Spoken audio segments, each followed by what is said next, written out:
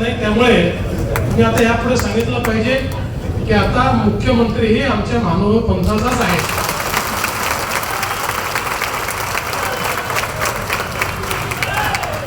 आणि खऱ्या अर्थानं या ठिकाणी भगवान चक्रधर स्वामींनी या महानुभाव पंथाच्या माध्यमातून समाजामध्ये जो विचार रुजवला, आपण लक्षात घेतलं पाहिजे की प्रभू श्रीकृष्णाने आपल्याला गीतेत सांगितलं होतं, यदा यदा हि धर्मस्य ग्लानिर्भवति भारत अभ्युत्थानम धर्मस्य तदात्मानं सृजाम्यहं परित्राणाय साधूनां विनाशाय च दुष्कृतां धर्म संस्थापनार्थाय संभवामि युगे युगे.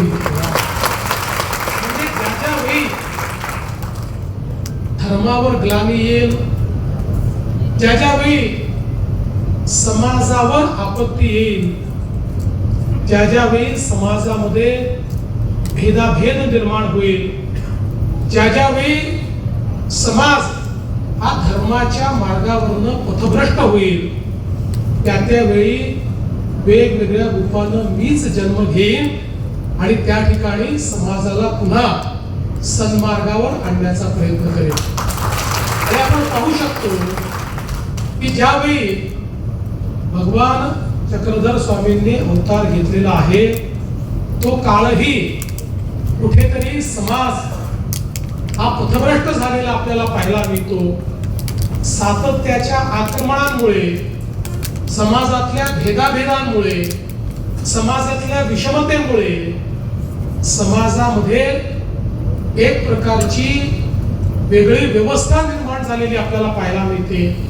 अशा परिस्थितीमध्ये संपूर्ण समाजाला एका सूत्रामध्ये बांधण्याचं काम जर कोणी केलं असेल तर ते सर्वज्ञ श्री चक्रधर स्वामींनी केलं. आणि जो समाज जातीमध्ये, पंथामध्ये, भाषेमध्ये उच्च नीच अशा प्रकारच्या वेगवेगळ्या दऱ्यांमध्ये विभागलेला होता, त्या संपूर्ण समाजाला या महानुभाव विचाराने एकत्रित केलं. कोणी कोणाची जात विचारली नाही, कोणी कोणाची भाषा विचारली नाही, कोणी कोणाचा पंथ विचारला नाही, तर सगळ्यांना एक सन्मार्ग देण्याचं काम या ठिकाणी सर्वज्ञ चक्रधर स्वामींनी केलं.